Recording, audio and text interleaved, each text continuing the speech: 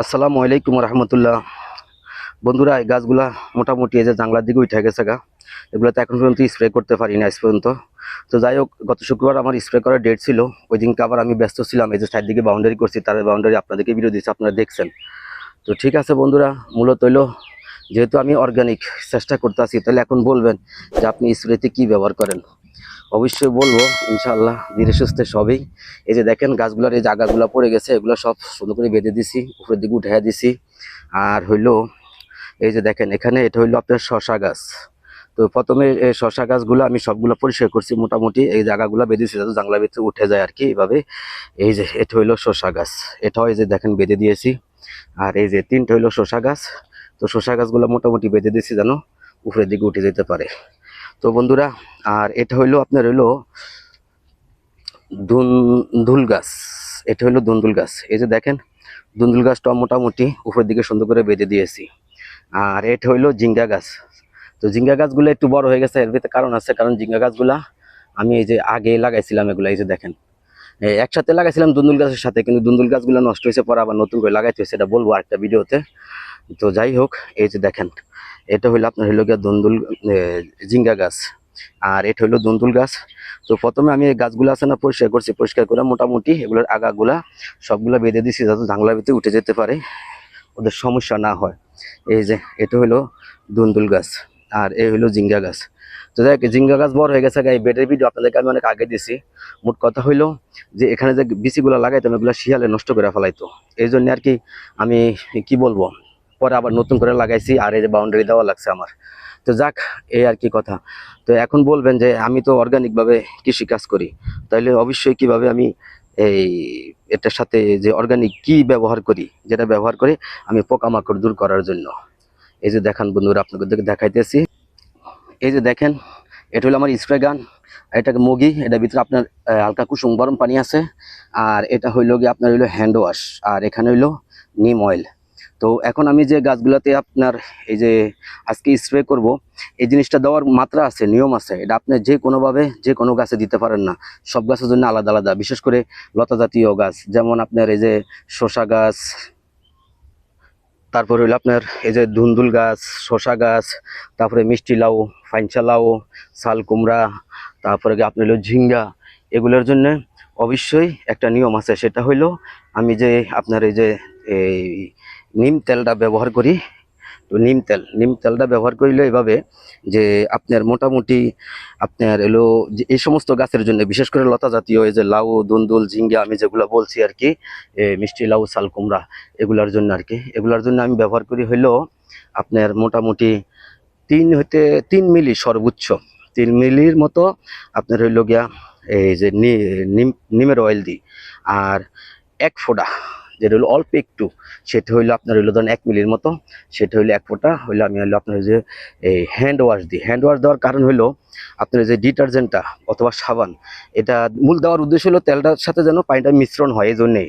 তো আমি আগে করি কি, এই যে তেলের সাথে আর হইলো যে হ্যান্ড ওয়াশ, এটাকে আগে গোলাই এগুলোর ফ্যাট করি, ফ্যাট করার পরে যখন এগুলো ফেনা হয়ে জায়গা, তখন আমি এটার সাথে আপনার 1 লিটার পানি, আর যদি আপনি 2 লিটার পানি দেন, তাহলে অবশ্যই আপনাকে 5 মিলি পানি আর 2 ফোঁটা অথবা সর্বোচ্চ 3 ফোঁটা আপনি হইলো হ্যান্ড ওয়াশ দিতে পারেন। হ্যান্ড ওয়াশটা খুবই ভালো এই কারণে, কারণ আপনার সাবান যেটা আর হইলো গিয়ে আপনার যে ডিটারজেন্ট, এগুলা আসলে ক্ষতিকারক হইতে পারে গাছের জন্য, কারণ এখানে অন্যরকম জিনিস দেওয়া আছে। আর হ্যান্ড ওয়াশটা একেবারে সফট, এটা আপনার ক্ষতি কম হইতে পারে আর কি, সম্ভাবনা খুবই কম। এই জন্য গাছের যেন কোনো ক্ষতি না হয়, এই জন্য আর কি হ্যান্ড ওয়াশটা দেওয়া। তো ঠিক আছে বন্ধুরা, আমি যে কথা বলতে চাইছি সেটা হইলো অবশ্যই আপনারা প্রতি 2 লিটার পানির সাথে, যেহেতু আমার এইটা 2 লিটার, আমি যে আপনার স্প্রে গানটা এটা 2 লিটার, তাই আমি আমার মাপে কথা বলছি, এখন আপনারা নিজেরা হিসাব করে বের করে নেবেন। এখানে আমি আপনার হইলো 5 মিলিমিটারের মতো হইলো আপনার হইলো এই নিমের অয়েল, আর হইলো গিয়ে আপনার 2 মিলিমিটার হ্যান্ড ওয়াশ, এই দুইটা আমি ব্যবহার করি। এই দুইটা ব্যবহার করে আমি এখন পর্যন্ত মোটামুটি সাকসেস পোকামাকড়ের জন্য আর কি। এই যে এই গাছগুলো টুকটাক পোকা ফাঁকি আয়া পড়ছে, তারপরে আমি এই যে সময় পাইনি, আপনাদেরকে বললামই তো যে বাউন্ডারি আমার শুক্রবার ডেট ছিল, তো যাই হোক আমি দিতে পারি নাই।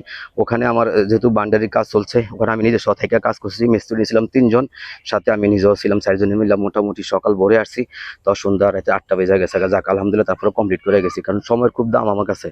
আমি সময় মতো কাজ না করতে পারলে তো আমার দোকান আমি একটু ব্যবসা করি, ওখানেও আমার সময় দিতে হয়। তো ঠিক আছে বন্ধুরা, আমি যে কথা বলতে চাইছি সেটা হইলো, শুধু আমি আজকে যে গাছের কথা বলছি এই গাছের জন্য এটার এই ডোজ, এই নিয়ম। তবে সাবধান থাকবেন, অবশ্যই কখনো কোনো গাছে স্প্রে, বিশেষ করে এই সমস্ত যে গাছগুলো আমি বললাম, এই ধুন্দুল, শালকুমড়া, মিষ্টি লাউ, ফাইনসা লাউ, তারপরে গিয়ে আপনার হইলো গিয়া এই কি জানি বলে শশা, এই সমস্ত গাছে কখনো সকালে স্প্রে করবেন না।